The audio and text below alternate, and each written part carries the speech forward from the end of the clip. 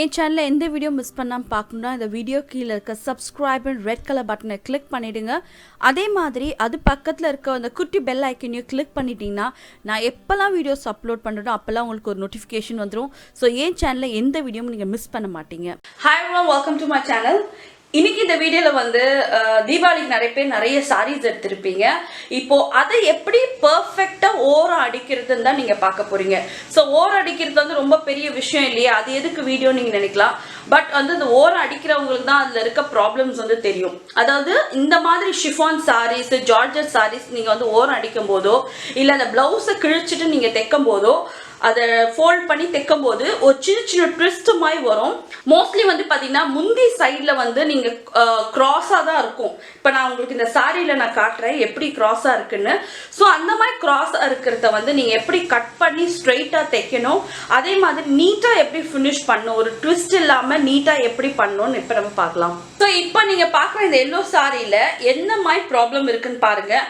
ஒருவேளை இந்த ப்ராப்ளமை நார்மலாக நீங்கள் எப்படி கட் பண்ணுவீங்களோ அந்த மாதிரி கட் பண்ணிட்டு அதை எப்படி ரெக்டிஃபை பண்ணுறதுன்னு அந்த சாரியில் காட்டுறேன். ஸோ இந்த சாரியில் நீங்கள் அந்த ப்ராப்ளமை புரிஞ்சாதான் அடுத்த சாரியில் நீங்கள் அதை ரெக்டிஃபை பண்ண முடியும். ஸோ இப்போ இந்த சாரியில் வந்து பார்த்தீங்கன்னா, ஸோ சில பேர் வந்து இந்த எனக்கு வந்து கிராஸ் ஆனாலும் பரவாயில்ல, நான் எனக்கு வந்து ஸ்ட்ரெயிட்டாக, அதாவது இந்த ரெட் கலர் லைன் இருக்கு பார்த்தீங்களா, இந்த முந்தானை எங்கே முடியுதோ அதோட கட் பண்ணி எனக்கு தைச்சு வேணும்னு நினைக்கிறவங்க இப்போ இதை தைச்சு நான் காட்டுறேன். நீங்கள் அவங்க நினைக்கிற மாதிரி நம்ம கட் பண்ணி தைச்சிடலாம். தைச்ச பிறகு அதில் இருக்க ப்ராப்ளத்தை இப்போ நம்ம பார்க்கலாம். ஸோ இப்போ பார்த்தீங்கன்னா முந்தானை லைனில் ரெட் கலரில் இருக்குது பார்த்தீங்களா, இதை வந்து பார்டராக அப்படியே விட்டுட்டு இப்போ பேலன்ஸாக எக்ஸஸாக இங்கே இருக்க ரெட் கலர் ஃபேப்ரிக்கை மட்டும் நம்ம கட் பண்ணி எடுக்கிறோம். கட் பண்ணி எடுத்துட்டு இப்போ டபுள் ஃபோல்ட் பண்ணி நம்ம தைக்கிறோம். தைச்ச பிறகு அது எப்படி இருக்குன்னு மட்டும் பாருங்கள். ஸோ இந்த ப்ராப்ளத்தை எப்படி வந்து ரெக்டிஃபை பண்ணணுன்னு நான் வந்து அடுத்த சாரியில் அவங்களுக்கு நான் சொல்லித்தரேன். ஃபர்ஸ்ட் இப்போ இதை நம்ம கட் பண்ணி எடுத்துடலாம். எப்போவுமே இந்த சாரியோட அந்த பக்கத்தில் இருக்க துணி பேஸ் பண்ணி போகவே போகாதீங்க. டெஃபினட்டாக அது க்ராஸாக தான் இருக்கும். ஸோ அது வந்து நம்ம வந்து ரொம்ப ஈஸியாக வந்து சரி பண்ணிடலாம். ஸோ இப்போ பார்த்தீங்கனாலே தெரியும், மேலேருந்து ஒரு ஸ்ட்ரெயிட்டாக வந்து கீழே வர வர எவ்வளோ க்ராஸாக இருக்குன்னு. ஸோ நம்ம வந்து க்ராஸாக கட் பண்ணலை, அந்த ரெட் கலர் எப்படி வந்து இருந்ததோ அந்த ரெட் கலர் எப்படி போதோ அதே மாதிரி நம்ம கட் பண்ணோம். ஸோ பார்த்தீங்கன்னா உங்களுக்கு எண்ட் ரிசல்ட் தைச்சு முடிச்ச பிறகு எப்படி இருக்குன்னு உங்களுக்கு இங்கே ட்விஸ்ட் எல்லாம் நல்லா தெரிஞ்சிருக்கும். அங்கே ஒரு ட்விஸ்ட் இருக்குது, இங்கே ஒரு ட்விஸ்ட் இருக்குது, கீழே பார்க்கும்போது மோஸ்ட்லி ட்விஸ்ட் ஆகிடுச்சு. ஸோ இந்த மாதிரி ப்ராப்ளம் எல்லாம் வராமல் அதை எப்படி நீட்டாக ரொம்ப அழகாக எப்படி வந்து கரெக்டாக பர்ஃபெக்டாக தைக்கணுன்றதை அடுத்து நம்ம பார்க்க போகிறோம். இப்போ இந்த சாரியில் வந்து எப்படி பர்ஃபெக்டாக நூல் எடுத்து, இது பேர் வந்து நூல் எடுத்து கட் பண்ணுறது சொல்லுவாங்க. சாரிலேருந்து ஒரு நூல் எடுப்பாங்க. நூல் எப்பவுமே பார்த்தீங்கன்னா ஸ்ட்ரெயிட் லைனில் தான் போவோம். அந்த நூல் எடுத்துட்டு அந்த நூல் எந்த லைனில் போதோ அதே லைனில் இப்போ நம்ம கட் பண்ண போகிறோம். ஸோ இது வந்து ஒரு பியூட்டிஃபுல்லான சாஃப்ட் பூனம் சாரி. இப்போ இந்த சாரியில் எப்படி பண்ணுறது நம்ம பார்க்கலாம். ஸோ பார்த்தீங்கன்னா இதுக்கும் வந்து இந்த பிங்க், டார்க் பிங்க் கலர் வந்து ஒரு லைன் மாதிரி கொடுத்துருக்காங்க. ஸோ இப்போ அந்த லைனை பற்றி நீங்கள் கணக்கில் எடுக்கக்கூடாது. இப்போது இதை எப்படி நம்ம எடுக்குதுன்னு பார்க்கலாம். இப்போ வந்து சாரியோட முந்தானை, இது முந்தானிலேருந்து இங்கே வந்து அந்த பிங்க் லைன் இருக்கு இல்லையா, அந்த லைனோட எட்ஜில் கரெக்டாக இந்த பாயிண்டில் ஒரு சின்னதாக ஸ்லிப் போட்டு இப்போ அதில் நூல் எடுக்க போகிறோம். இப்போ அதை எப்படி பண்ணுறதுன்னு பார்க்கலாம். ஸோ இந்த ஒரு சின்ன ஸ்லிட்லேருந்து ஒரே ஒரு த்ரெட்டை இப்படி இழுக்கிறோம். ஓகே, ஸோ இப்படி இழுக்கும்போது பார்த்தீங்கன்னா சின்னதாக கேதரிங் வரும். அதே மாதிரி அந்த நூல் எங்கே இழுக்கிறோமோ அந்த ஸ்ட்ரெயிட் லைன் வரும், டெஃபினட்டாக அது வரும். ஸோ இந்த மாதிரி நூல் இழுத்து நம்ம கட் பண்ணோன்னா பர்ஃபெக்டாக நமக்கு கிடைக்கும். ஓகே,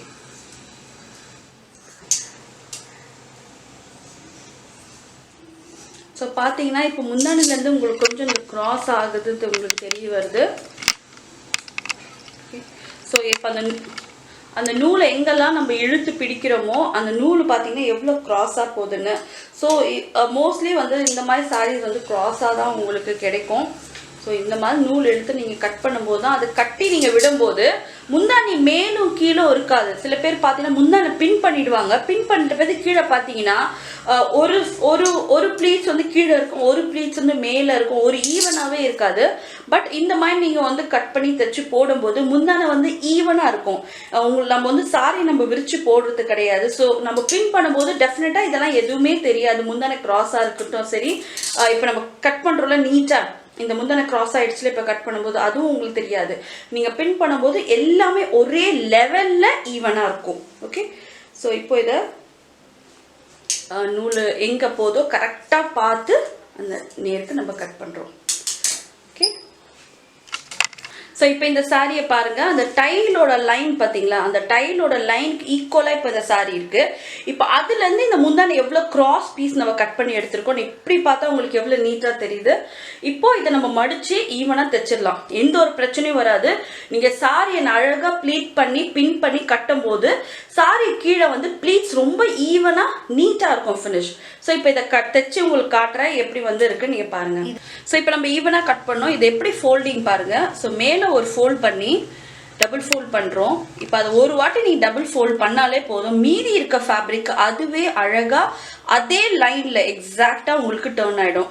ஸோ தைக்கும் போது உங்களுக்கு எந்த ஒரு ப்ராப்ளமும் வராது, நீட்டாகவும் இருக்கும் ஃபினிஷ்.